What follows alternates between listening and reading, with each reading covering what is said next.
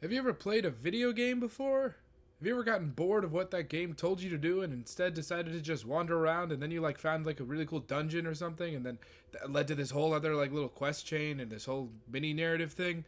That's what the business likes to call a side quest. Let's talk about those. I've played a lot of different games over the years, some, like my family would say, too many, and one of the things I've noticed over time is that side quests in games tend to get overlooked pretty frequently, for a wide variety of reasons. Some genres like JRPGs and older games like Persona or the older Final Fantasies might have side activities or side stories that are genuinely very enjoyable, like your social links and optional party member stuff, but the actual side quests, quote unquote, usually just involve working your way through a boring checklist of collection or monster killing tasks. As cool as the funky student in Persona 4 is, I never want to talk to him again on subsequent playthroughs because there's just no point to doing those quests in that game, as much as I love it. Side quests in those types of games only really exist to justify players that want to go back and do some more dungeon crawling, which is, for a lot of people, totally fine. Other genres like MMOs such as Final Fantasy XIV have side quests that are technically more than those JRPG checklists of yesteryear, but not by much. Ones where you might be doing the same exact sort of thing, but with an added flair like a small mini quest line and a side character you talk to 3 times. Or maybe it's one of the games that the side quests might have good intentions, but just end up being very tedious or boring in execution. Breath of the Wild is a perfect example of one of these. The side quests do a fantastic job at fulfilling their purpose of leading you around to interesting spots in this awesome open world, but the stuff that you actually do for them as part of the side quests gets super old and repetitive. It's just a lot of, go here, bring me this, take a photo of this, etc. There's not really anything to it. But I think that the most common type that I see are games with side quests that are genuinely good and enjoyable, but are just very detached from the rest of the game in one way or another.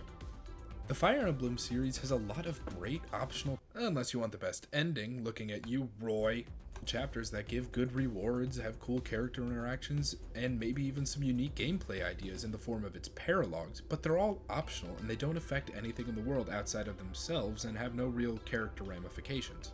They're very closed off and separated from the main game. Borderlands side quests are often hilarious and lead to fun and unique weapons, but a lot of them are very simple and short additions with no real world building or story to them. More of a just haha wasteland people funny.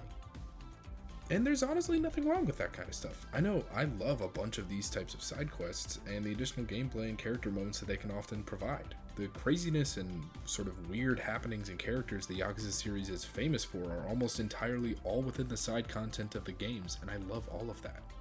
But the rarest type that I honestly don't even see attempted that often, and even less often done well, are the kind that perfectly fit their games in both story and gameplay. Side quests that perfectly mirror and fit the deeper thematic elements of their game as a whole, as well as being a great addition gameplay-wise. The best example of this on a large AAA scale I can think of are the side quests in God of War Ragnarok, where a huge chunk of the game's side quests explore the same themes of being tied down and breaking free of your chains while having the capability to change, sometimes both literally and metaphorically, just like the main game does. And today I want to talk about one of the best individual examples I've ever seen of this, as well as being my personal favorite side quest in recent years, from Disco Elysium.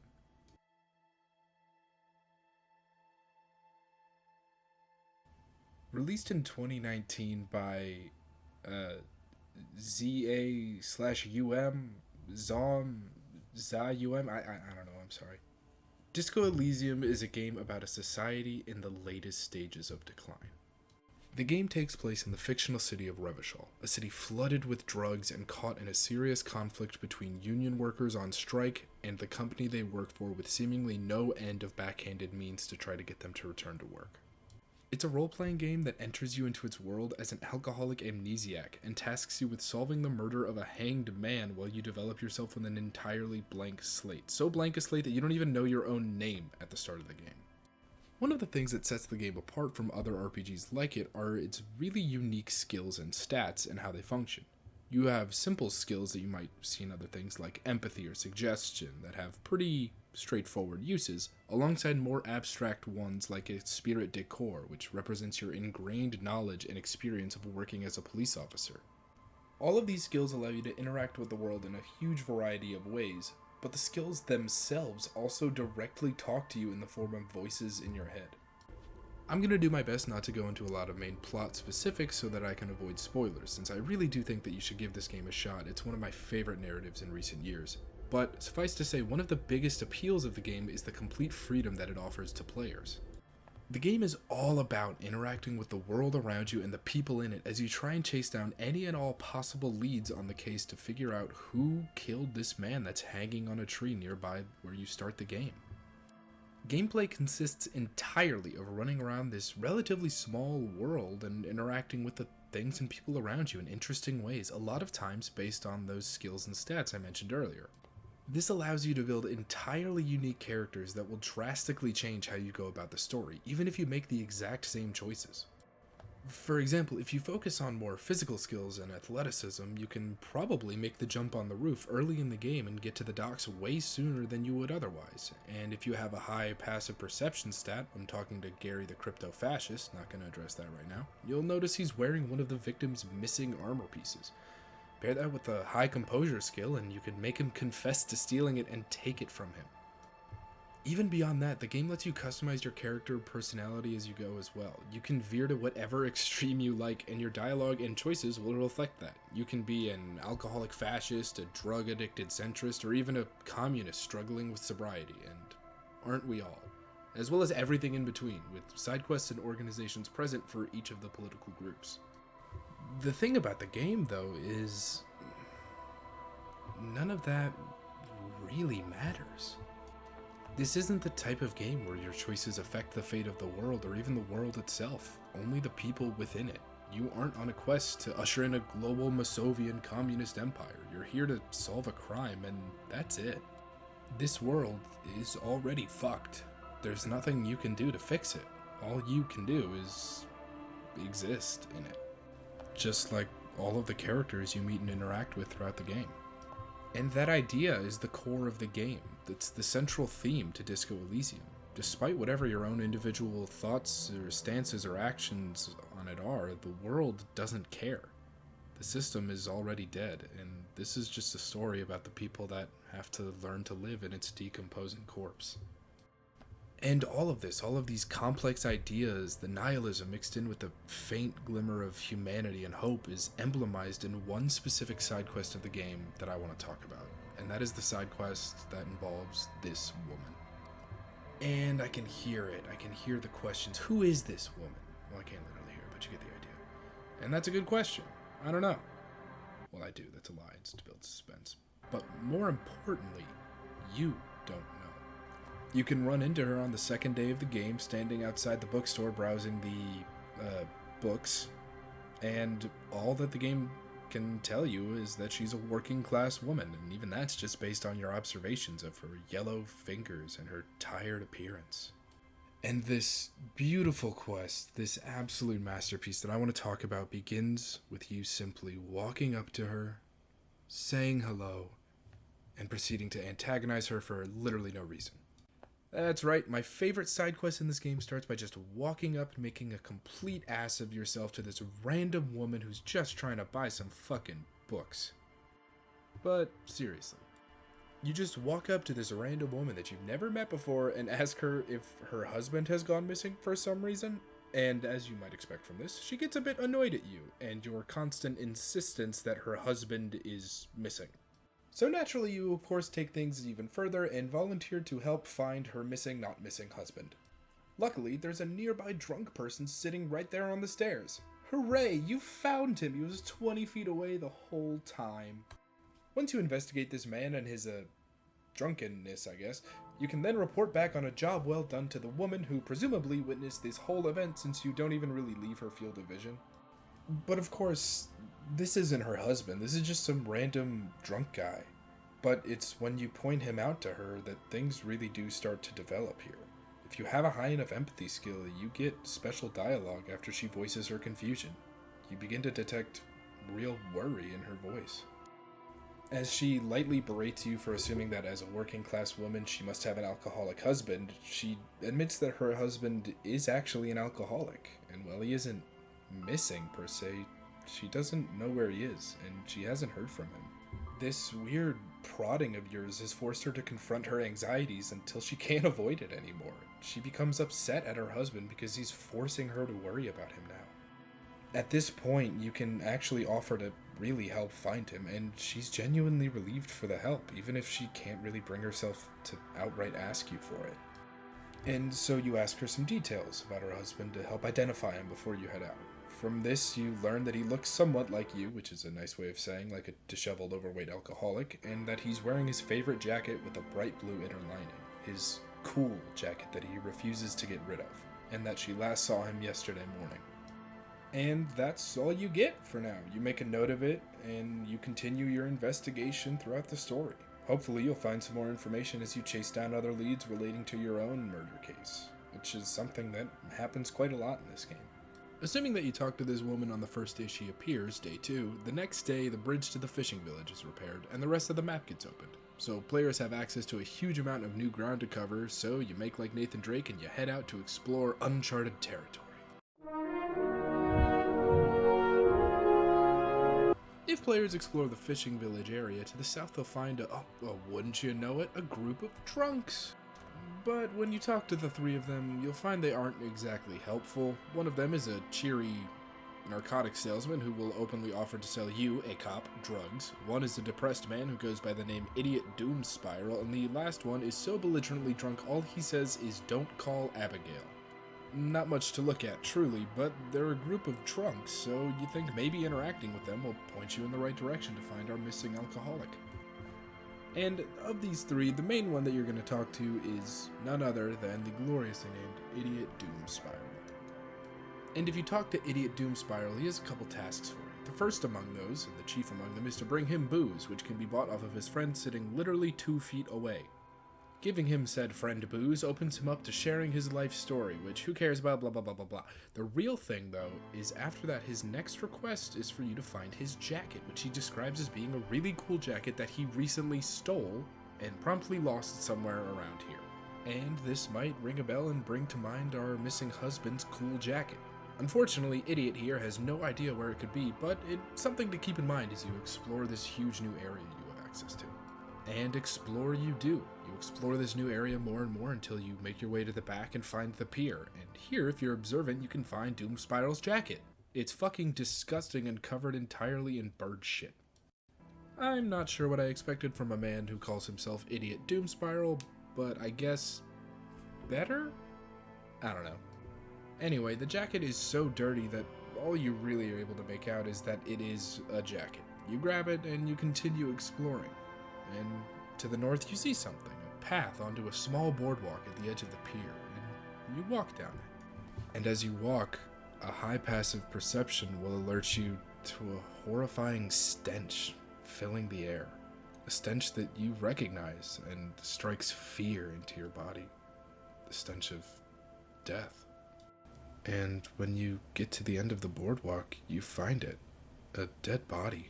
A man who fell through a crack in the old boardwalk and hit his head on the bench, killing himself in the process. And there's nothing that outright says it, nothing that jumps out at you, but you know. You see this man, and you immediately know who this is.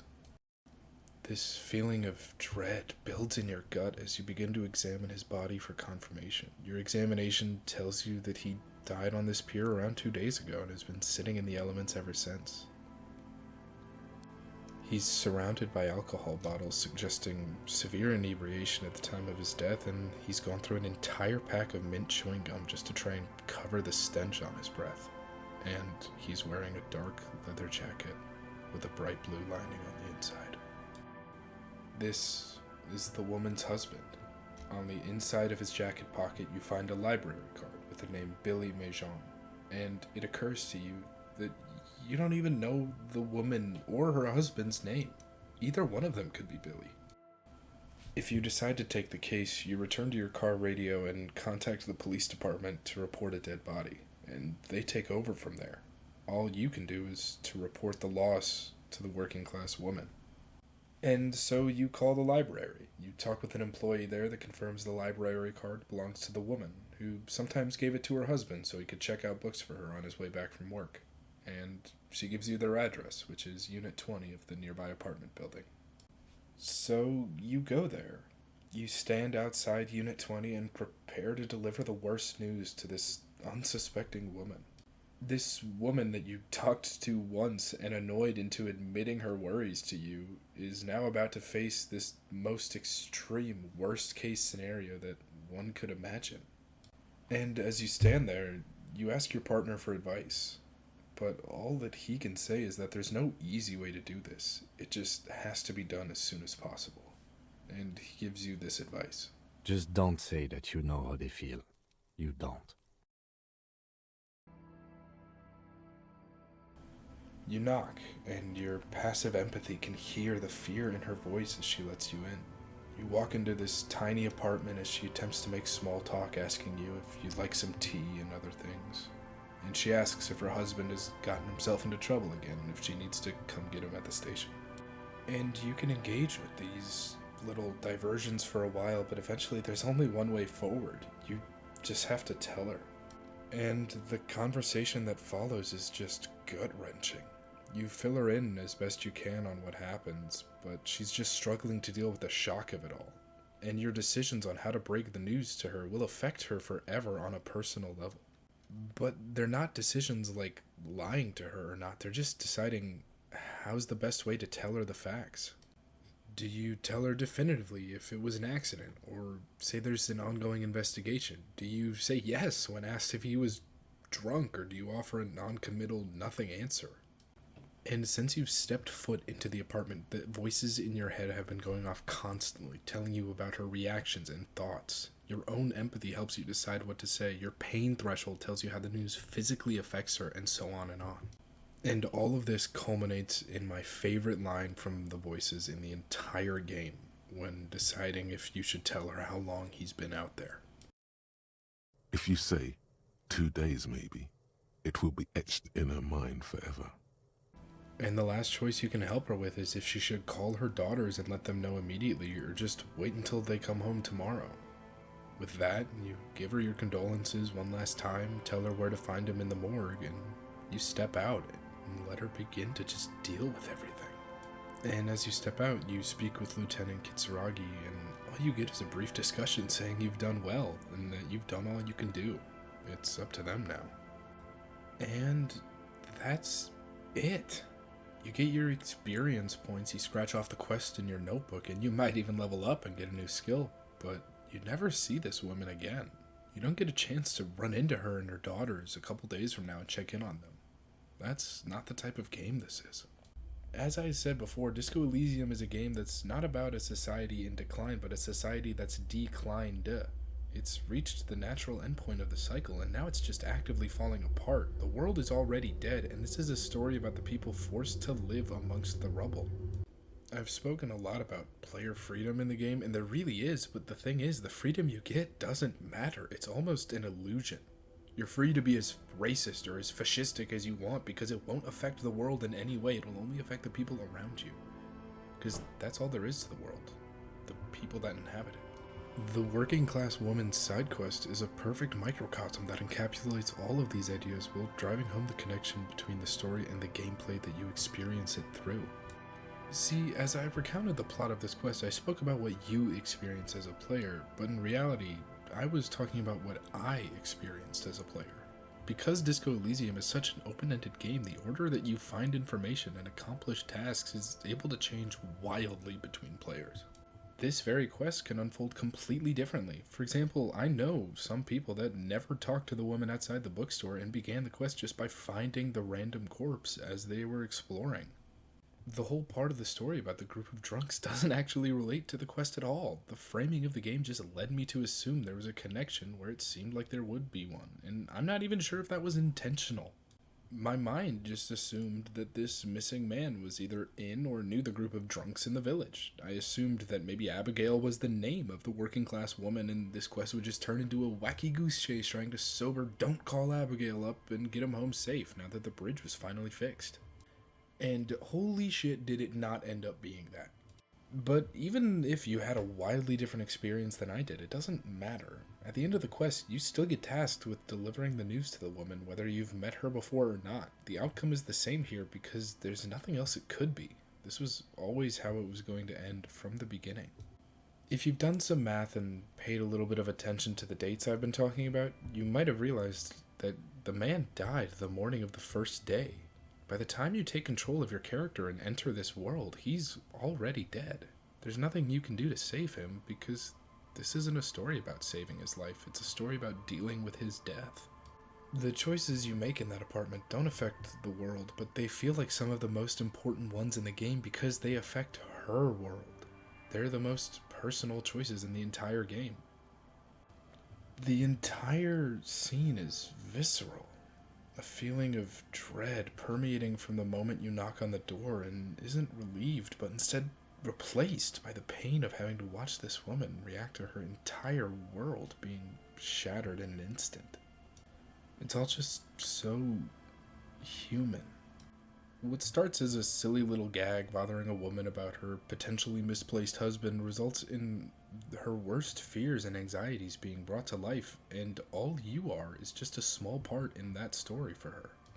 What began as comedy is culminated in the worst kind of tragedy, and there's nothing you can do for her beyond answering her questions. What comes next, the grieving, the funeral preparations, telling her kids, are things that only she can do.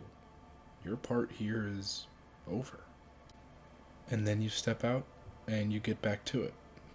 Because what else is there to do? Just like her, we have to continue moving forward, continue solving our case. It's not your place to live their lives. Let's go. This side quest beautifully mirrors the deeper themes of the main game. Just like our working class woman's husband, the world has been dead from the start, and you can't change or fix that. You can interact with it in any number of ways. You can observe society, comment, and critique it. Hell, you can even join a political group to discuss it, but the one thing you can't do is change it. All that matters is how you deal with it. The main narrative of Disco Elysium isn't really a story about a decayed society. It's a story about the people in that society. Throughout the entire game, you meet people that deal with it in their own ways. Evrart is a corrupt union leader who literally is sitting and getting fat as his people starve. Call Me Mañana is a laid-back strike worker whose only concern in life is having command of his own time. Suna is a programmer that buries herself in experiments, hoping to find some semblance of inherent meaning to the world around her, and so on and on. And just like how all you can do is deliver the news to our working-class woman, all you can do with these people is either help or hinder their own personal aspirations, and the game is built on the backs of all of these personal relationships that you form. Everything in this game is inherently personal, because the people are all that's left in this world. This quest and the game as a whole really paint a bleak picture of the reality they inhabit. People caught in the death throes of a society that never really cared to begin with, and yet they both contain a glimmer of hope, or at least as close as they can get to one. Because the fundamental idea here is that underneath it all, amidst all of the brutality and the unfairness, there's still people there with you. We can't change the world around us. All we can do is change how we approach those in it with us. We can be there and help each other when society fails, and all we can do is help each other to keep moving forward, even if it's not together.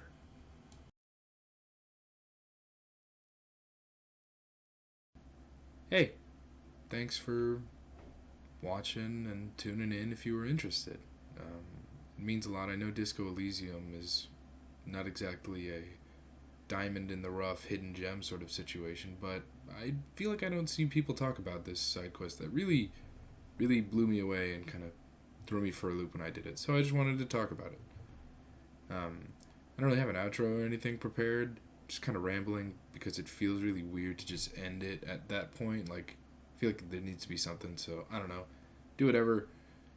Like that stuff. Comment. Whatever. I don't really know. All right. Well, thanks for watching.